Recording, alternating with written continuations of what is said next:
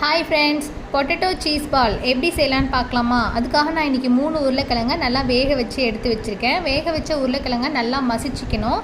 கட்டி இல்லாமல் நல்லா மசிச்சா தான் வந்து சீஸ் பால் நல்லா வரும். அது கூட நான் 2 டேபிள் ஸ்பூன் அரிசி மாவு ஆட் பண்ணியிருக்கேன். 1.5 டேபிள் ஸ்பூன் பிரெட் க்ரம்ஸ் இல்லாதவங்க ப்ரெட்டை மிக்சியில் போட்டு அடிச்சிங்கன்னா பிரெட் க்ரம்ஸ் ரெடி ஆகிடும்.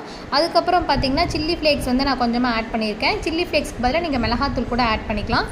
உப்பு ப்ளஸ் கொத்தமல்லி தழை இதை மட்டும் நான் ஆட் பண்ணி இதை பிசைஞ்சு எடுத்து வச்சிட்டேன்.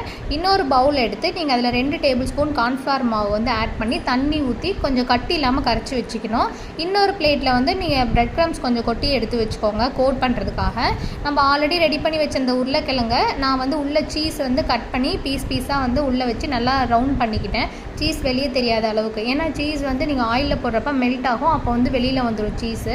நீங்கள் அந்த கோட்டிங் வந்து எப்படி போடணுன்னா, நம்ம ஆல்ரெடி கார்ன்ஃப்ளவரில் போட்டு டிப் பண்ணி இந்த பிரெட் க்ரம்ஸில் போட்டு நல்லா ரொட்டேட் பண்ணி கையில் வந்து லைட்டாக அமுக்கி விடணும். அப்படி அமுக்கி விட்டால் தான் பிரெட் க்ரம்ஸ் வந்து எண்ணெயில் போடுறப்ப வெளியில் வராது. அதுக்காக எண்ணெய் வந்து நல்லா சூடாக இருக்கணும். அந்த எண்ணெயில் நீங்கள் போட்ட உடனே நல்லா வந்து எண்ணெய் சூடாக இருக்கிறதுனால டக்குன்னு கலர் வந்து நமக்கு சேஞ்ச் ஆகும். ஸோ இப்படி தான் நம்ம வந்து சீஸ் பால் வந்து ரெடி பண்ணணும்.